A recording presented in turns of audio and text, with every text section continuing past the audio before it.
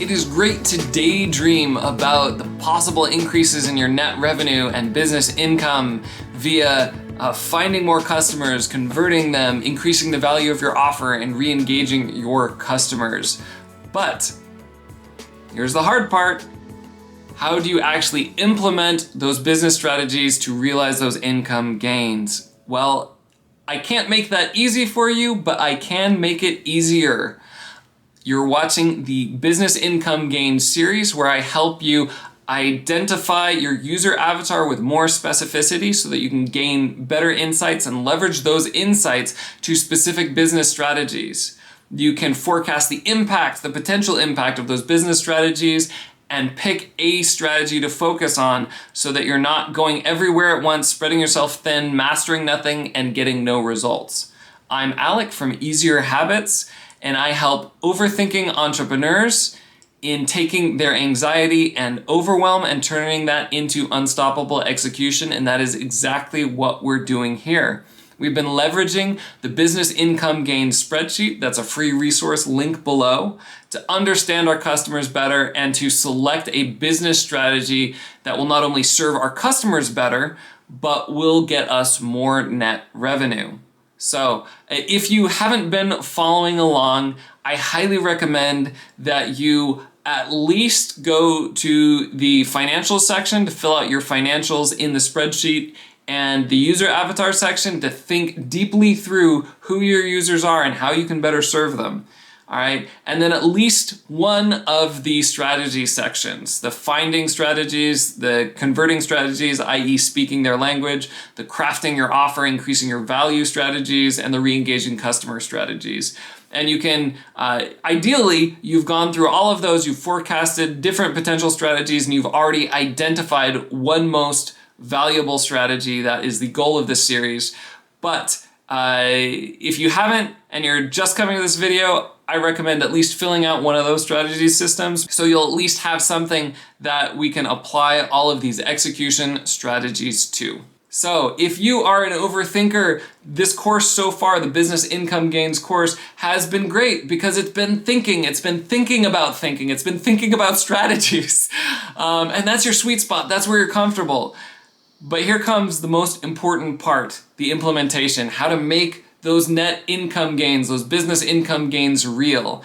And I can't make that easy, but I can make it easier. And so let me do that. And the first thing that you're gonna need to do is validate your user avatar. I've already talked about that a little bit in the user avatar section, and kudos to you if you've already done some of it, but I'm willing to bet you haven't done it yet. So let me dive more deeply into that, and then I will talk more about how to implement your strategy if you're feeling like there's a lot to do here. Because even with one strategy and specific insights from your customers, chances are you're gonna have a lot to learn about that strategy and how to implement it, and it's gonna take some practice. So, user avatar. You have gotten more specific if you've answered all of the questions to the level of specificity we talked about in the user avatar section.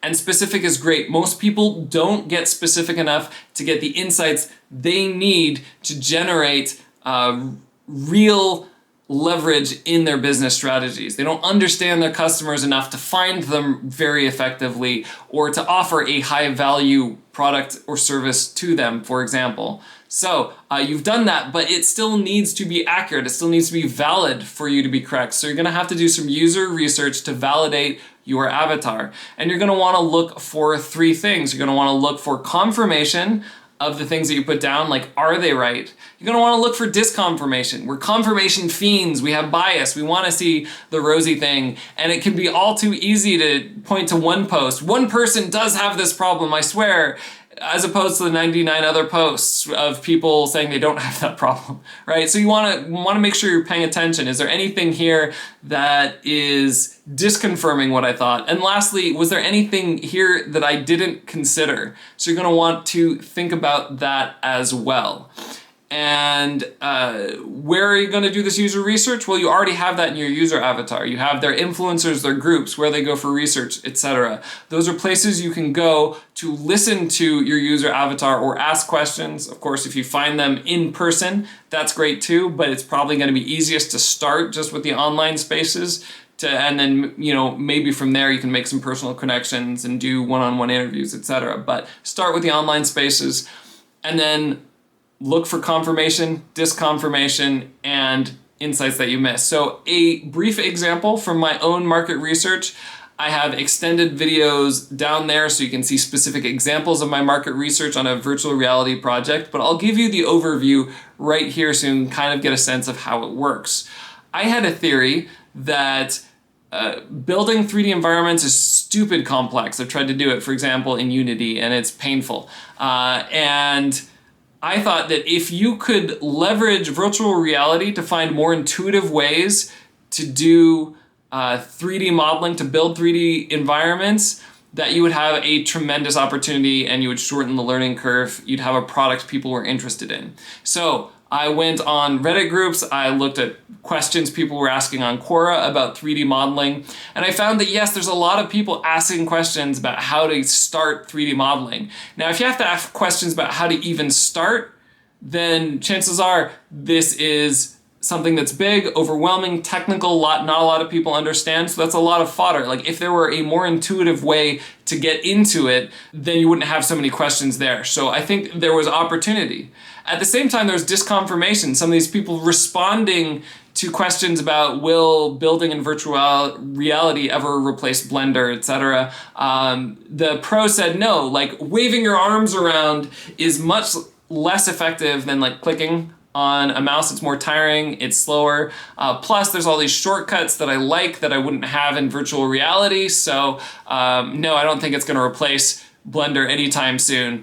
And so that's disconfirmation, right? That like, all right, maybe virtual reality wouldn't be a good tool for this. On the other hand, right, it didn't completely disconfirm my whole theory, right? It just told me, all right, my avatar for an intuitive 3D modeling of space in virtual reality is not going to be someone who's a power user of Blender or Maya or current software tools. So that was kind of looking for disconfirmation, and that really helped me narrow down my avatar and rule out some areas.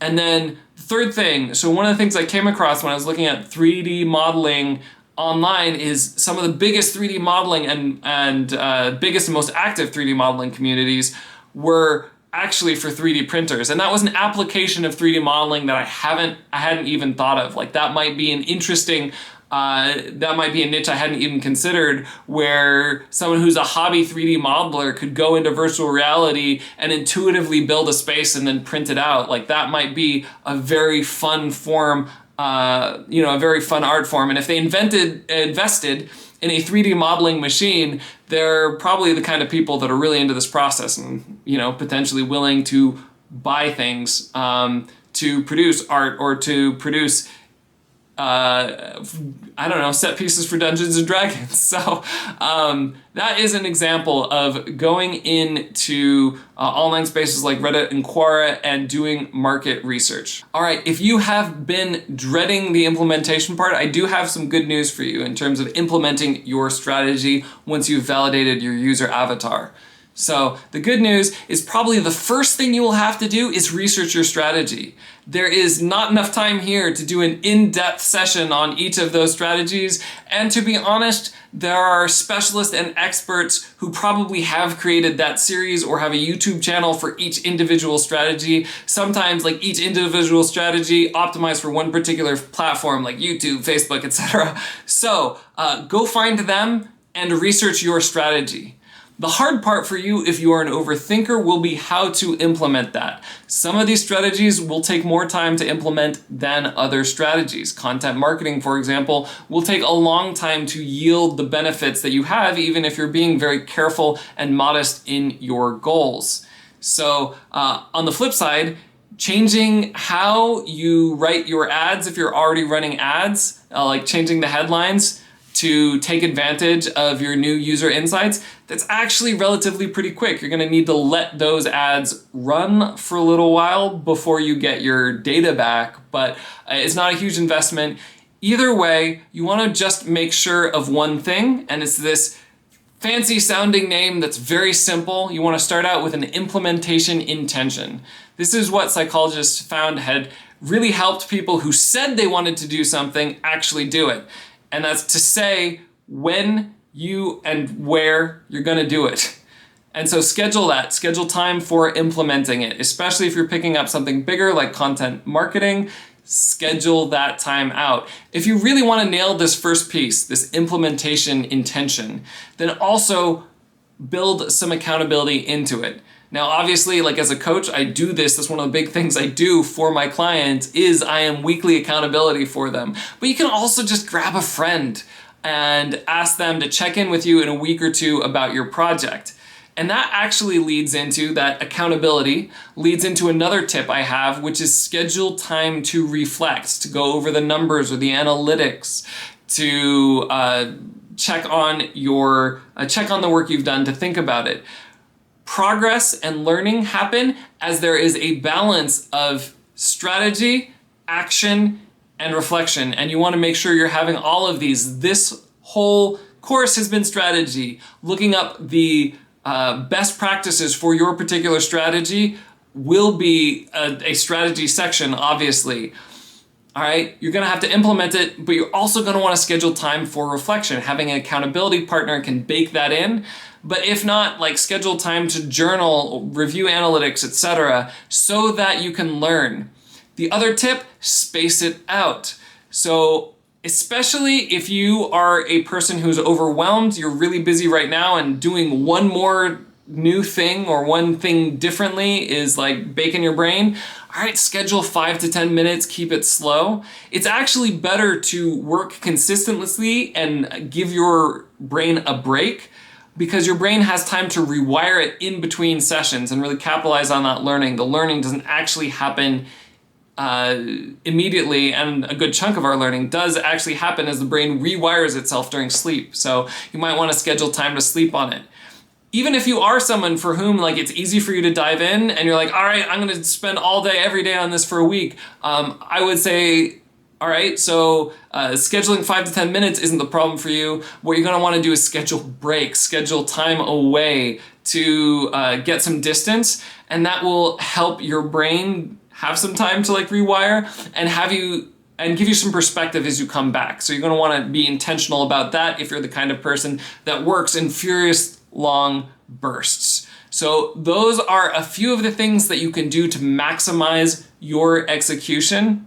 The other thing that you can do, and the last tip that I will lead you with, actually it's from another project that I'm working on that is in the pipes, but is how you reward yourself. So you should absolutely reward yourself for the work that you do, but don't reward yourself by taking a break from the work. Reward yourself by doing something that will make your work easier, better, or more enjoyable, right? If you're doing content marketing and you want to reward yourself for putting out 10 posts, get some kind of program or tool that will make posting easier or quicker, or some cool design software or templates that you could use that will make your stuff look better, right? You're doing YouTube videos, get an editor. I still should do that. But whatever your reward is, go ahead and do that. Do something that actually makes the work better or easier, more enjoyable, etc., rather than rewarding yourself by taking breaks. Schedule in breaks just because breaks are good for your brain, but don't reward yourself by stopping and working on that. And that is part of the way you build an identity of like, I am someone who does this. For example, if you're doing something a lot of people are afraid of like direct outreach lead gen, all right? That intimidates a lot of people. But if you are high ticket sales or consulting, that's a really powerful way a lot of people start their business. All right, don't reward yourself by taking a break from talking to people. Maybe reward yourself by networking in a context that's easier, like connecting with an old friend, right? You're still actually reaching out to people and networking, and who knows, they might have opportunities, but you're doing it on easy mode, all right? And that is a great reward. So, all right, Are you ready to implement? Are you excited? Please comment down below. Comment on any of the videos. I would love to hear your feedback. I am open to updating this tool. Maybe if enough people want to use the business income gains spreadsheet, it will become an app and it will be even better. But I'm a programmer.